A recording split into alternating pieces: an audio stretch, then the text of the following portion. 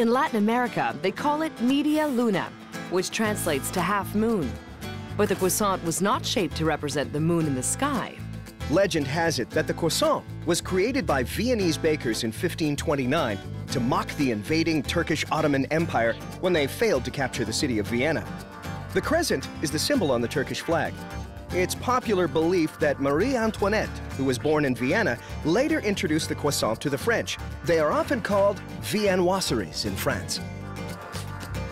Rich in history and rich in taste, at Brador, their philosophy is to use modern machines for this historical process.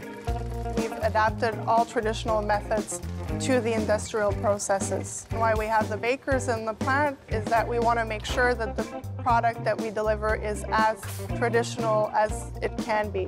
So, what are the guidelines for an authentic croissant? Always be all butter. It should always be crispy on the outside and moist and tender in the inside.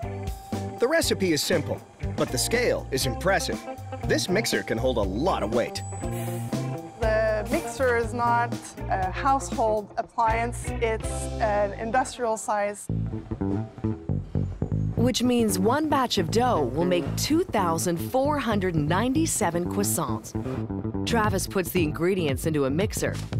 Each plays a role in creating the perfect croissant. Butter and flour really make the difference. They affect its final taste and texture. Salt gives flavor, sugar adds color and flakiness. And milk, being a good heat conductor, will help the croissant to bake evenly. The friction made by all these ingredients mixing together gets everything a little hot. But croissant dough needs to stay cool if it wants to be tender, so dry ice keeps the mix cold. This plump dough is about to get skinny.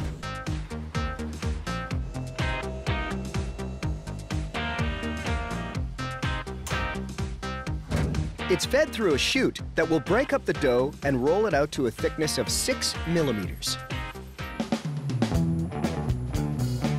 And this is where the French influenced the process, making the croissant their own. Cold butter has to be the same thickness so it can lay between sheets of dough in even, alternating layers. We love butter. Butter is what makes the croissant what it is. And it takes 2,700 cows working for 305 days to produce enough butter for a year's supply of these pastries. Sandwiching butter between dough like this is called laminating. The buttery sandwich is folded and layered with another, then it's rolled out to return to exactly 6 millimeters. Talk about precision.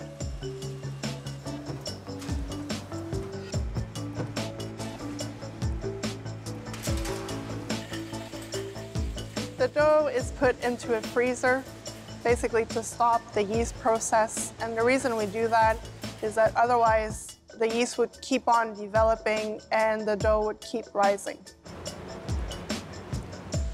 We don't want these crescent moons to rise until they've been rolled up. Otherwise, we'd get a crooked croissant.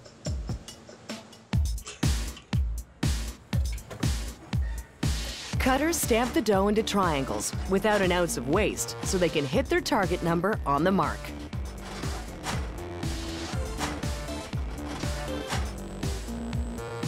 Then they're lined up and ready to roll.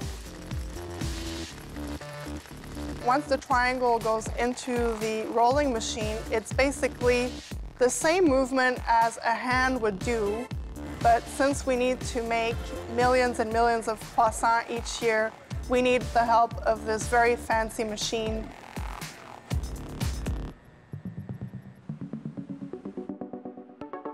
Everything has to be exact. They've passed the inspection, and now they will warm and rise, a process called proofing. A croissant needs to be proofed. If you don't proof a croissant, you will not get any rising of the dough, and you will lose all the fluffiness of the croissant.